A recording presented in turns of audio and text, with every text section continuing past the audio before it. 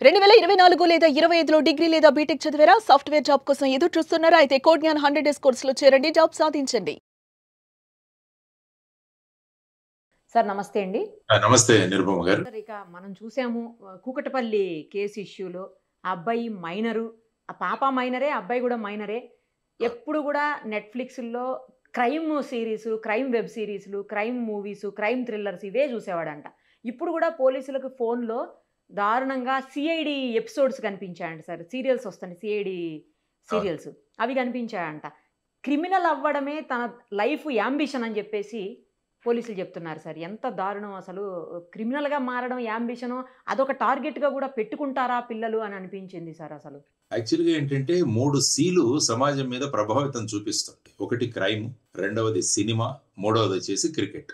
ఈ మూడిటి మీద ప్రజలకు చాలా ఇంట్రెస్ట్ ఉంటుంది. ఇప్పుడు చూడండి, ఎవరో రాత్రి కూర్చుంటారు, ఎప్పుడో జరిగిన Bharat south Africa match correct చూస్తుంటారు. సార్. నిజం అది కరెక్ట్. తర్వాత ఇక సినిమాలు చెప్పాల్సిన అవసరం లేదు. ఇక క్రైమ్ విషయాలు కూడా మీరు బ్రేకింగ్ న్యూస్ అని ఇస్తుంటారు. అక్కడ వీళ్ళని చంపారు, వాళ్ళని చంపారు అనే దాన్ని వెంటనే మిగతావి పక్కన పెట్టేసి ఇవి చూడడం మొదలు పెడతారు. ఈ 3 విషయాలు సమాజంలో ఆసక్తి రేపిస్తున్న విషయాలు. ఆ తర్వాత ఏమైపోయిందంటే ఈ జువెనైల్ క్రైమ్ అన్నది కూడా చాలా పెరిగిపోతుంది. ఇప్పుడు మీరు చెప్పిన కూకట్పల్లిలో జరిగిన చర్య, ఆ క్రైమ్ అన్నది అత్యంత హేయమైనది, అత్యంత నీచమైనది.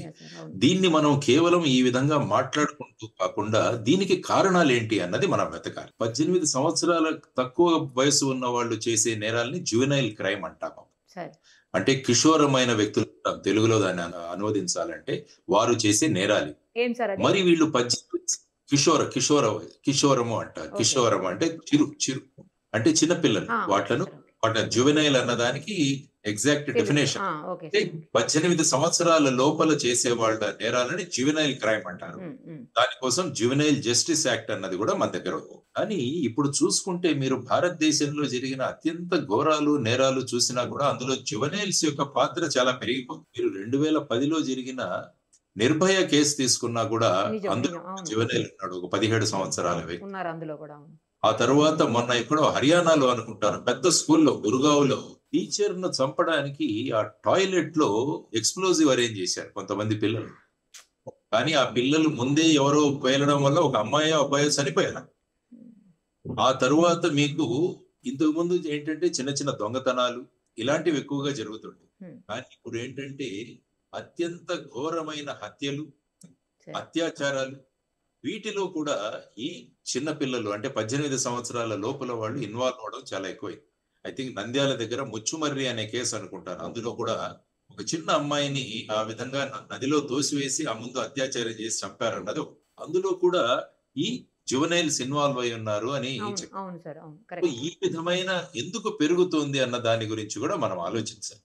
ఎందుకంటే ఒక జువెనైల్ క్రైమ్ అన్నది అటు కుటుంబము, ఇటు సమాజము, తర్వాత వచ్చేసి విద్యా వ్యవస్థ, ఈ 3 ఫెయిల్యూర్ గా మనం చూడాలి. ఇప్పుడు కరెక్ట్ సార్, కరెక్ట్. అంటే కుటుంబం ఫెయిల్ అవుతోంది, విద్యా వ్యవస్థ ఫెయిల్ అవుతోంది, సమాజం ఫెయిల్ అవుతుంది. సో దీని కారణాలు వెతికి ఇది ఒక సామాజిక సవాలుగా మనం అందరం కూడా తీసుకోవాలి. ఎందుకు జరుగుతోంది ఇలాంటి సమాజంలో దాని ఆ క్రైమ్ గురించి మాట్లాడి దాని గురించి కామెంట్స్ చేయడం కాకుండా మనం దాని డెప్త్ లోకి వెళ్ళాలి. మెయిన్గా ఏంటంటే కుటుంబ కారణాలు ఏంటి అన్నది ఒకసారి అలా ఆలోచిస్తే, తల్లిదండ్రుల మధ్య జరుగుతున్న వివాదాలు, తల్లిదండ్రుల యొక్క విడాకులు, వాళ్ళ మధ్య జరుగుతున్న గొడవలు, ఆ తర్వాత పిల్లల పట్ల నిర్లక్ష్యం, ఇది ప్రధానంగా కుటుంబం వల్ల జరుగుతోంది. తర్వాత ఏమైతుందంటే కుటుంబంలో ప్రేమాభిమానాలు ఏవైతే దొరకాలో అవి దొరకనప్పుడు పిల్లలు ఏమవుతుందంటే వాటి కోసం చెడు స్నేహాల వైపు వెళ్ళిపోతారు. ఇది ముఖ్యంగా మనం కుటుంబ సమస్యగా మనం పరిగణించాలి. అందువల్ల తల్లిదండ్రులు పిల్లలు ఏం చేస్తున్నారు అన్నది వాళ్ళ మీద ఒక నిఘా వేసుకోవడం చాలా అవసరం. ఇంతకు ముందు ఏంటంటే మన దగ్గర జాయింట్ ఫ్యామిలీస్ ఉన్నప్పుడు తాతలు, వారి చిన్నాన్నలు వీళ్ళందరూ కూడా ఏం చేసేవాళ్ళంటే అందరి మీద ఒకరు లేటుగా రావగానే ఎవరో ఒకరు అంటారు, ఏరా లేట్ అయింది అంటారు. ఇప్పుడు ఏంటంటే న్యూక్లియర్ ఫ్యామిలీస్ వచ్చిన తర్వాత ఏంటంటే వాళ్ళ గురించి పట్టించుకునే వ్యవస్థే లేదు. అంటే ఇటు పేద కుటుంబాలు తీసుకున్నా, ఇటు ధనిక కుటుంబాలు తీసుకున్నా ఈ సమస్యలు సాధారణంగానే ఉంటుంది. ఇక ధనిక కుటుంబాలకు వచ్చేసరికి ఏమవుతుంది, హర్యానాలో ఒక 17 ఏళ్ల అబ్బాయి ఒక కారు నడిపి ఒక వ్యక్తిని చంపేశాడు. పూణేలో 2020 సంవత్సరంలో పోర్షే కేసు అని ఒకటి చాలా ఫేమస్ అయింది. సరే. ఒక జువెనైల్ మళ్ళా పోర్షే కారు నడిపి చాలా మంది మీద యాక్సిడెంట్ చేస్తాడు. తర్వాత ఏంటి, అటు రిచ్ ఫ్యామిలీస్ లో చూసుకున్నా, ఇటు పూర్ ఫ్యామిలీస్ తీసుకున్నా, వాళ్ళు మాదక ద్రవ్యాలు ఎక్కడెక్కడో విదేశాల నుంచి వచ్చే మాదక ద్రవ్యాలు వారు కన్జ్యూమ్ చేస్తుంటే వీరు గంజాయి లాంటివి కన్జ్యూమ్ చేస్తున్నారు. కానీ మాదక ద్రవ్యాల ప్రభావం అటు ధనికుల కుటుంబాలు, ఇటు పేద కుటుంబాల మీద కూడా ప్రభావం చూపుతుంది. రైట్. సో ఈ విధంగా కుటుంబంలో ఉన్న వాళ్ళ యొక్క నిఘా లేకపోవడం వల్ల తర్వాత వాళ్ళ మధ్య జరుగుతున్న ఈ కొట్లాటలు ఇవన్నీ కూడా ఫైనల్ గా విడాకులు ఇవన్నీ కూడా పిల్లల మీద ప్రభావం చూపుతుంది. Correct sir. రెండవది వచ్చేసి ఏంటంటే ఆర్థిక సమస్యలు. పేదరికం కూడా పిల్లలని క్రైమ్ దిశగా తీసుకువెళ్తుంది. తరువాత చాలా మంది ఏంటంటే తమ ఉపాధి కోసం పిల్లల్ని వదిలేసి వాళ్ళు ఎక్కడికో వెళ్ళిపోతారు వలస. అవును సార్. ఆ పిల్లల్ని ఎవరో వాళ్ళ బంధువుల దగ్గర ఎక్కడో వదిలేసి వెళ్ళిపోతారు. దానివల్ల ఆ తల్లిదండ్రుల యొక్క ప్రభావం లేదు, ఆ తల్లిదండ్రులు లేరు. దానివల్ల ఈ పిల్లల మీద అటువంటి ప్రభావాలు పడే అవకాశం ఉంది. తర్వాత చాలా మంది స్కూల్స్ కూడా డ్రాప్ అవుట్స్, మీరు ఒకసారి చూడండి, డ్రాప్ అవుట్ సంఖ్య కూడా పెరుగుతుంది. పిల్లలు స్కూల్స్ మానేస్తున్నారు, మానేసి చిన్న చిన్న వయసులోనే ఈ విధమైన నేరాలకు పాల్పడుతున్నారు. మూడవది ముఖ్యంగా సినిమాలు, టీవీలు, సోషల్ మీడియా ప్లాట్ఫామ్లను హింసను హీరోయిజం గా చూపించడం మొదలు పెడుతోంది. ఈ మధ్యలో మీరు చూస్తే సినిమాలు చూడండి, హీరో 30 మందిని చంపేస్తాడు ఒకేసారి. సో ఈ విధమైన తర్వాత నెగటివ్ క్యారెక్టర్లను హీరోగా ప్రొజెక్ట్ చేయడం, ఇవన్నీ వీటి ప్రభావం. ఎందుకంటే ఈ మనసులన్నీ కూడా వీటి చాలా త్వరగా వాటి వల్ల ఇన్ఫ్లుయెన్స్ అవుతాయి, ఎందుకంటే వీళ్ళకి అనుభవాలు తక్కువ. కాబట్టి ఇటువంటి ప్రమాణాలు, మా హీరోనే ఈ విధంగా చేస్తున్నాడంటే అది మనం చేయడం తప్పు కాదు అన్న భావాలు వీళ్ళలో ఉంటాయి. తర్వాత టిక్ టాక్, ఇన్స్టాగ్రాము, రీల్స్ ఇలాంటి వాట్ల వల్ల గ్యాంగ్ కల్చర్ అన్నది ఒకటి ఏర్పడుతుంది. మీకు చూస్తే స్లమ్స్ లో మీరు ముఖ్యంగా చూస్తే స్లమ్స్ లో చిన్న చిన్న గ్యాంగ్స్ తయారవుతాయి. తయారై వాళ్లను ఆ విధంగా చేయడం. తర్వాత హయ్యర్ సొసైటీలో కూడా ఈ విధమైన గ్యాంగ్స్ కూడా ఏర్పడుతున్నారు. ఈ విధంగా మీరు చూస్తే అంటే మొత్తం సమాజమే దీంట్లో ప్రమాదంలో పడుతుంది. ఆ తరువాత ముఖ్యంగా తక్కువ వయసులోని ఈ తాగుడుకు అలవాటు పడ్డం అన్నది కూడా చాలా ఎక్కువగా మారుతుంది. ముఖ్యంగా ఎలక్షన్ టైంలో ఈ మందు సరఫరా అన్నది విపరీతంగా జరుగుతుంది. సో దాని వల్ల ఫ్రీగా వస్తుంది కదా అని అటు ఎవరు చూసుకుంటే ఈవెన్ పిల్లలు కూడా దానికి అలవాటు పడుతున్నారు. అదొక వ్యసనంగా మారుతుంది. దానికోసం మళ్ళా డబ్బు కావాలి, దానికోసం చిన్న చిన్న నేరాలు చేయాలి. ఆ నేరాలు చేస్తున్నప్పుడు ఎవరైనా చూస్తే వాళ్ళు మన గురించి చెబుతారా అని వాళ్ళను చంపే వరకు కూడా వెళుతోంది ఈ మధ్యలో చూస్తే. సో ఈ ప్రభావం, తర్వాత స్నేహితుల యొక్క ప్రభావం కూడా. నేను గ్యాంగ్ లో ఒక లీడర్ని చూపించుకోవడానికి ఒక రకమైన పోటీ వీళ్ళని. సో నేను కూడా ఒక నా అస్తిత్వాన్ని నిరూపించుకోవాలన్నది పియర్ ప్రెషర్ అంటాం దీని వల్ల కూడా. తరువాత వచ్చేసి ఏంటంటే భవిష్యత్తులో నాకు ఉద్యోగం దొరుకుతుందో లేదో, తర్వాత నిరుత్సాహం, చదువుల్లో ఒత్తిడి, చదువుల్లో ఫెయిల్యూరు, వాటి వల్ల నిరాశ, వీటన్నిటినీ కూడా వీళ్ళందరినీ కూడా కొంతమందిని ఆత్మహత్యలకు దిశగా తీసుకువెళ్తుంటే కొంతమందిని నేరాల వైపు తీసుకువెళ్తారు. సో ఇవన్నీ కూడా మనం సమాజంలో ఆలోచించాల్సిన విషయాలు. అంటే ఒక క్రైమ్ను క్రైమ్ లాగా తీసి పడివేయకుండా ఇది జరగడానికి కారణాలేంటి, దానివల్ల మనం ఒక సమాజంగా ఏం చేయాలి అన్నది కూడా మనం ఆలోచించుకోవాలి. అందుకనే తల్లిదండ్రులు పిల్లల మధ్య ఉన్న సంబంధాలు మెరుగుపడాలి. ఫ్యామిలీ కౌన్సిల్, పేరెంటింగ్ ట్రైనింగ్ కూడా చాలా అవసరం. పేరెంటింగ్ అన్నదానికి ఎక్కడా స్కూల్ లేదు సార్. అవును.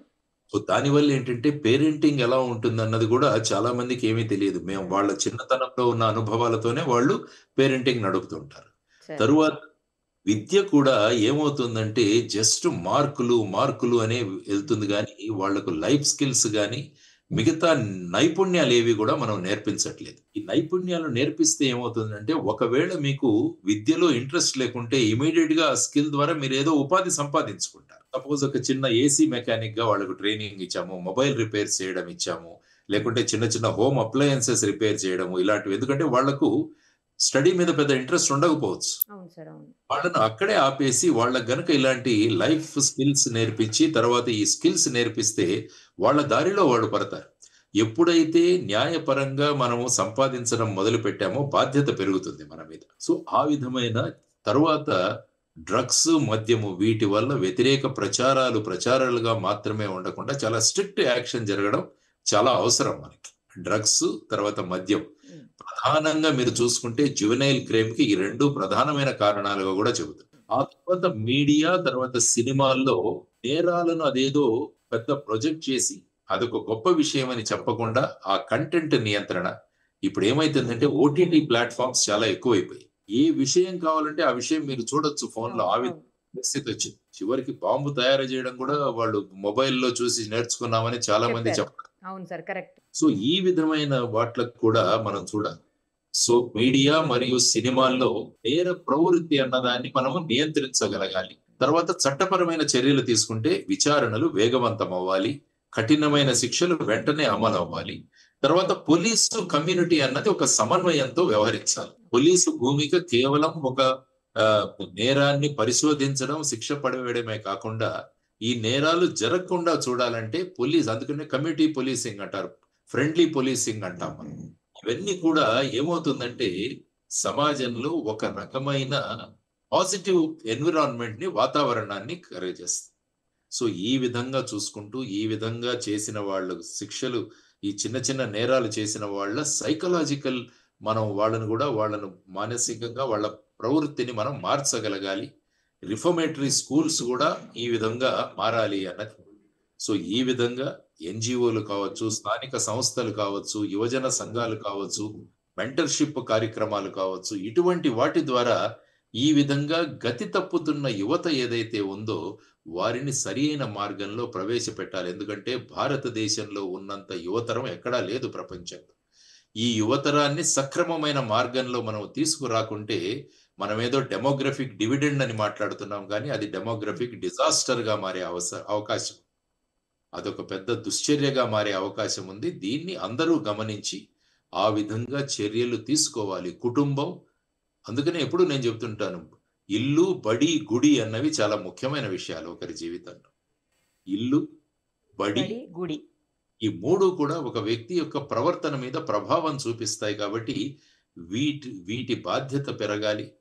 తర్వాత స్కూల్లో కేవలం పాఠాలు మాత్రమే కాకుండా అనేక జీవిత పాఠాలు కూడా నేర్పించగలగాలి. Correct sir.